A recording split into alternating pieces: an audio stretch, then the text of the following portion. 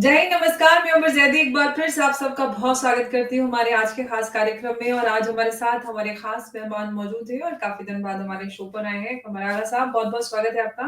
नमस्ते। जी नमस्कार। कमराला साहब, एक बड़ी खबर है और वो ये कि ट्रंप के प्रेसिडेंट बनने के बाद नए प्रेसिडेंट अमेरिका के बन गए हैं। काफी कुछ ग्लोबल पॉलिटिक्स में जो इक्वेशन है वो चेंज हुई है। कतर ने हमास के लीडर्स को कतर छोड़ने के लिए बोल दिया है और जो गाजा और ये कॉन्फ्लिक्ट चल रहा था इसराइल, इसमें मध्यस्थता से भी हाथ खींच लिए हैं।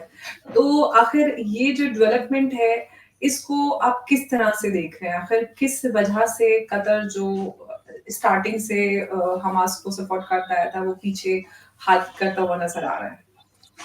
देखिए, पहली बात तो ये कि कतर कोई हमास को वैसी सपोर्ट नहीं देता था, मिलिट्री या कोई इस तरह की। कतर ह्यूमैनिटेरियन असिस्टेंस देता था और दूसरी बात ये कि मध्यस्थता में इन्वॉल्व था।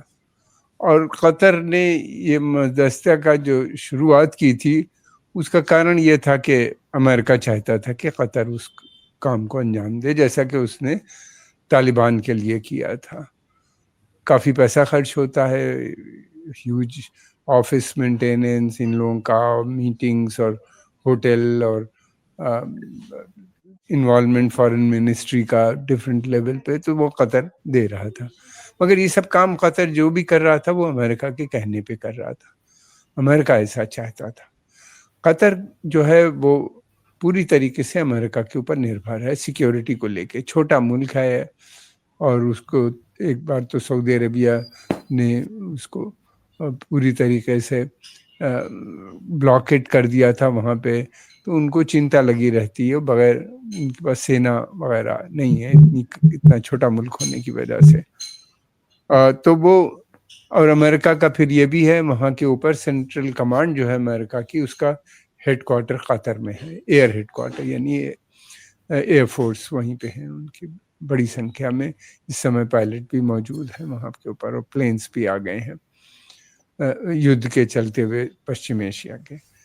तो वो अब लगता यह है कि ट्रम्प साहब की पॉलिसी में चेंज आया है। वो चाहते हैं युद्ध तो ख़त्म हो, और लेकिन वो दूसरी तरफ ये नहीं चाहते कि जो इजराइल के वो हैं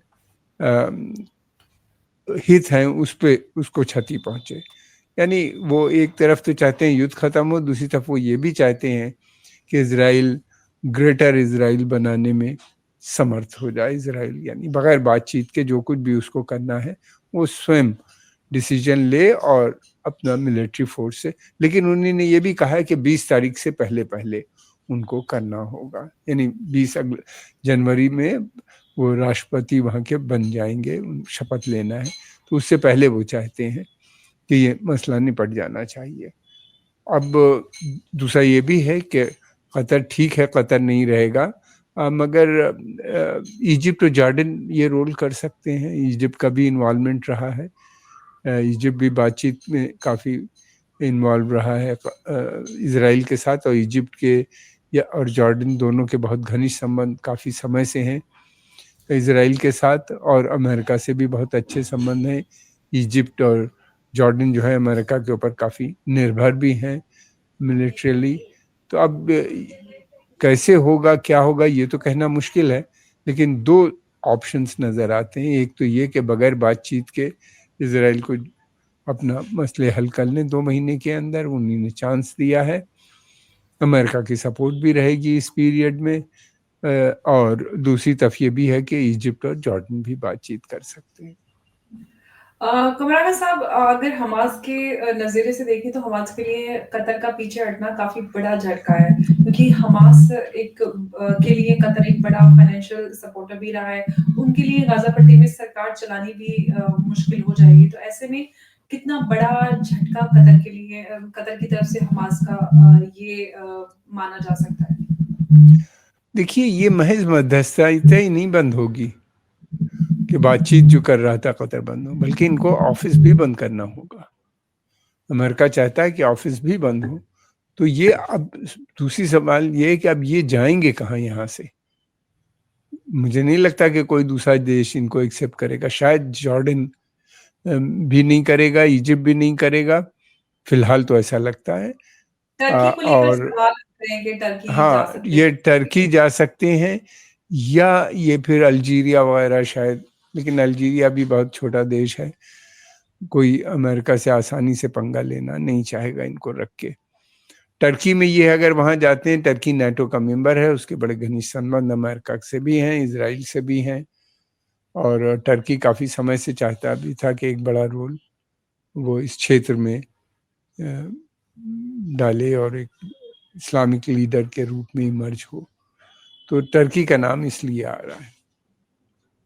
जी। लेकिन अगर इस पूरे कॉन्फ्लिक्ट के को बात या इस पूरी नज़रिए की बात करें, तो आपको ये कॉन्फ्लिक्ट किस तरफ जाता हुआ नज़र आ रहा है? ट्रम्प इज़राइल और जो गाज़ा ये कॉन्फ्लिक्ट है उसको लेकर काफ़ी वोकल थे इलेक्शन कैंपेनिंग में, और आते ही उन्होंने ताबड़तोड़ सारी चीज़ों को लेकर वो अपनी बात भी रख रहे हैं, और सारी जो इक्वेशन है ग्लोबल जो पॉलिटिक्स को लेकर वो भी हमें धीरे-धीरे बदलती हुई नज़र आ रही है। यूक्रेन और रशिया को की तरफ भी अगर हम देखें, वहाँ पे भी चीज़ें बदल रही हैं। इस अगर हम ईरान और गाज़ा या ये जो पूरा जो इज़राइल पूरा कॉन्फ्लिक्ट है, इसको आप किस तरफ जाते हुए अब देख रहे हैं? जिस तरह से अब कतर भी पीछे हट रहा है मध्यस्थता के को लेकर, तो किस तरह से मध्यस्थता हो पाएगी? आखिर क्या आगे कुछ हम इसमें एक्सपेक्ट कर सकते हैं? देखिए, कई चीजें हैं। जहां तक के यूक्रेन का सवाल है, तो उसका तो साफ साफ उन्हीं ने बता दिया कि इनको बात, उनके जो एक डोनाल्ड ट्रम्प के एक खास सलाहकार का स्टेटमेंट आज पेपर्स में आया है, मीडिया में है। उन्हीं ने कहा है कि क्रीमिया वापस नहीं होगी, जो ज़मीन कब्जा कर लिया है रशिया ने, वो वहाँ से विड्रॉवल नहीं होगा, आप बातचीत शुरू कीजिए। इसके मतलब ये नहीं है कि उन्हीं ने रिकॉग्नाइज करने जा रहे हैं क्रीमिया का एक्सेशन रशिया के अंदर, बल्कि ये कि पहले इमीडिएट आप सीज फायर कीजिए, बातचीत कीजिए, सीज फायर कीजिए, और फिर उसके बाद ये है कि आपको निगोशिएशन शुरू कीजिए दूसरी चीज़ों में। तो वहाँ पे तो एक मैकेनिज्म नज़र आता है, लेकिन यहाँ के ऊपर कोई मैकेनिज्म अभी तक अमेरिका की तरफ से किसी तरह का इशारा नहीं हुआ है। और ये ज़रूर उन्होंने कहा कि युद्ध समाप्त हो जाना चाहिए, युद्ध आगे नहीं बढ़ना चाहिए। तो अब यह है कि क्या इजराइल यूनिलैटरली डिसाइड करेगा क्या करना है। हमास तो एक आतंकवादी संगठन है अमेरिका के हिसाब से, पश्चिमी देश भी अधिकतर उसको आतंकवादी मानते हैं, इजराइल भी आतंकवादी मानता है, और उसके अलावा अरब देश भी उसको बहुत से आतंकवादी मानते हैं। तो ये समस्या इनके सामने बनी रहेगी कि किस तरीके से मनूवर करें। अब मेरा ये भी संभव है कि हो सकता है कि वो जो इनका हमास का हमेशा के लिए जो इजराइल का वो था लक्ष्य था कि हम ख़त्म करेंगे, मुझे लगता है कि आगे एक महीने तक हमास के ऊपर अटैक जारी रहेगा, संभव है ये, और हमास को पूरी तरीके से ये वीक करने की कोशिश करेंगे। लेकिन इसमें एक प्रॉब्लम उनको ये आती है कि बंदी भी नहीं वहाँ पे हैं, उनके पास बंकर बस्टर बॉम्ब्स हैं जो ज़मीन के अंदर जाके फटते हैं और काफ़ी डीप 15-20 मीटर तक चले जाते हैं, 10 से 15 मीटर के बीच में। मगर यह है कि वहीं पे टनल्स भी हैं और उसी के अंदर ये बंदी भी छिपे हुए हैं जो इजरायली हैं और दूसरी कंट्रीज़ के भी मूल के कहा जाता है। तो उनको भी यानी कोलैटरल डैमेज होगा, उनका भी बचना मुश्किल होगा। तो इसलिए जो बातचीत होती थी वो इसीलिए होती थी कि ठीक है, आप की कुछ डिमांड हम मान लेंगे, आप इनको रिलीज़ कीजिए प्रिजनर्स को। लेकिन नेतन्याहू जो थे इस पे अड़े हुए थे कि वो कोई पैलेस्टीनियन डिमांड को नहीं मानेंगे या हमास की किसी डिमांड को नहीं मानेंगे। बातचीत कई बार हुई, और जब बातचीत में किसी मसले पे पहुंचने लगती थी तो नेतन्याहू नई शर्तें लगा देते थे, वो फिर मामला ख़त्म हो जाता था। इन्हीं ने प्रेसिडेंट ट्रम्प का लगता है ऐसा है कि इन टोटल इजराइल पे डाला है कि आप जैसे जी चाहे करें, लेकिन युद्ध को समाप्त करें। अब ये देखना है ये क्या इजिप्ट का सहारा लेंगे, निगोशिएशन तो करना पड़ेगा इनको बंदियों के लिए। तो क्या वो इजिप्ट करेगा, क्वाइट डिप्लोमेसी होगी, चुपचाप कैसे होगा, हेडक्वार्टर्स को क्या वो ऐसा लगता है कि क्या हेडक्वार्टर को भी ख़त्म करने का प्लान है? मतलब ये कि उनकी कोशिश होगी, अमेरिका अगर मना करेगा तो टर्की के लिए भी मुश्किल होगी उनको रखना, इसलिए कि हम टर्की काफ़ी हद तक जो है अमेरिका पे निर्भर है, नेटो का मेंबर है, उसकी नेटो को ज्वाइन करने से उसको काफ़ी सपोर्ट मिलती है, ख़ासतौर से टेक्नोलॉजी को लेके, हाई टेक्नोलॉजी वगैरह वो ट्रांसफ़र करते हैं, हो जाता उनके पास है, और बहुत से ऐसे कॉन्ट्रैक्ट्स हैं जो बनाते हैं वो, चाहे एयरबस के पार्ट हों या ऑटोमोबाइल के पार्ट हों, डिफेंस से रिलेटेड जो बहुत से इक्विपमेंट बनाते हैं उसमें भी अमेरिकन इनपुट रहता है, पार्ट्स लगे होते हैं, स्पेयर पार्ट्स का इस्तेमाल करते हैं। तो इस तरीके से टर्की को आसान काम नहीं होगा। अगर हाँ अमेरिका चाहेगा तो ज़रूर वो देंगे। पश्चिमी देशों पे टर्की ज़रूर नाराज़ हो जाता है, लेकिन अमेरिका से ज़रा करना मुश्किल होगा। जी, और अभी जो कतर पीछे मध्यस्थता से होता हुआ नज़र आ रहा है, उसमें ये भी बात सामने आई कि अमेरिका की तरफ से ये बात रखी गई है कि जो अमेरिकन सिटीज़न जिनको हॉस्टेज बनाया गया था, उनकी आज़ादी को लेकर, उनकी रिहाई को लेकर सवाल है कि अब तक वो छूटे नहीं हैं, और हमास की तरफ से ये सारे सवाल भी बने हुए हैं। लेकिन बात जो इस मध्यस्थता को लेकर अभी भी बनी हुई है कि कोई एक इसमें कोई ठोस एक रूट और एक कोई रूट मैप नज़र आ नहीं रहा है। हालाँकि अगर यूक्रेन रशिया को देखें तो उसमें कोई न कोई एक रास्ता बनता हुआ नज़र आ रहा है, लेकिन अभी इसमें कोई रास्ता बनते हुए नज़र नहीं आ रहा। आखिर डोनाल्ड ट्रंप किस तरह की नीति अपनाएँगे इस पूरे कॉन्फ्लिक्ट को निपटाने के लिए? नहीं, डोनाल्ड ट्रंप ने तो ऑलरेडी अपनी नीति अपना ली है, 2 महीने का टाइम दिया है, उसमें आपको युद्ध समाप्त करना है। उनका स्टाइल ऑफ फंक्शनिंग ऐसा ही होता है, उनकी तो डिक्टेट्स होती हैं, उन्होंने कह दिया कि अब 2 महीने में आपको समाप्त करना है, अब आप जैसे भी हो इसको समाप्त करें। समस्या ये, एक बड़ी समस्या ये थी इजराइल से बातचीत करने की। इजराइल बातचीत में या किसी सोल्यूशन पे राजी नहीं था। उसकी पहली प्रायोरिटी जो थी वो ये है, अभी भी वैसे ही बनी भी है, कि वो हमास को हमेशा के लिए ख़त्म करना। जबकि उनके जो डिफेंस मिनिस्टर थे, रक्षा मंत्री, उनका कहना ये था कि हमने हमास को, उनका मानना ये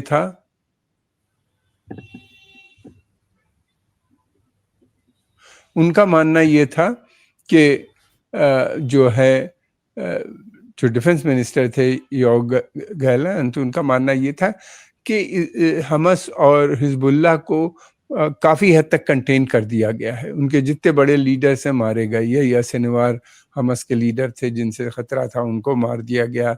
फिर उसके अलावा जो इस्माइल हानिया को ईरान में मार दिया इन लोगों ने, और सैयद हसन नसरुल्लाह को लेबनान में, जो कि बहुत बड़े लीडर थे हिजबुल्लाह के, काफ़ी समय से आ रहे थे। और उनका कहना यह है कि गैलेंट का कि काफ़ी हद तक कमज़ोर हो गई, अब बातचीत करके यानी समय आया है कि हर तरह से रिफ्यूजीज़ को रिलीज़ कर दिया जाए, अगर कोई हैं, या जो बंदी बने हुए हैं लोग हैं इजरायली, उनको छुड़ाना उनका कहना ये था टॉप प्रायोरिटी होनी चाहिए। लेकिन जो प्रधानमंत्री नेतन्याहू हैं, वो अभी भी इस बात को मानते हैं कि पूरी तरीके से हमास का सफाया नहीं हुआ, हमास अभी भी है, और इसको, और हिजबुल्लाह भी मौजूद है, इसको हमेशा के लिए ख़त्म कर है। लोगों का मानना ये है कि हमास और हिजबुल्लाह ये मूवमेंट है, और दूसरी बात ये एक आइडियोलॉजी है। आइडियोलॉजी को आप आर्मी सैन्य शक्ति से नहीं ख़त्म कर सकते। और हमने ये भी देखा कि पिछले दिनों में एक बड़ी संख्या में फ़िलिस्तीनी यूथ ने ज्वाइन भी किया है हमास को। उसका कारण ये था कि उनको लगा कि इजराइल की गोली से मरने से बेहतर ये खा के हमास के साथ ज्वाइन करो, लड़ के मर जाओ। तो बहुत से लड़कों ने ज्वाइन किया है। उनको बहुत ज़्यादा ट्रेनिंग की ज़रूरत होती नहीं वहाँ पे, जिस तरह की लड़ाई हो रही है। उनको मशीन गन और एंटी टैंक मिसाइल का इस्तेमाल करना, या हैंड ग्रेनेड्स वगैरह का इस्तेमाल करना, उसके लिए बहुत ट्रेनिंग की ज़रूरत नहीं है।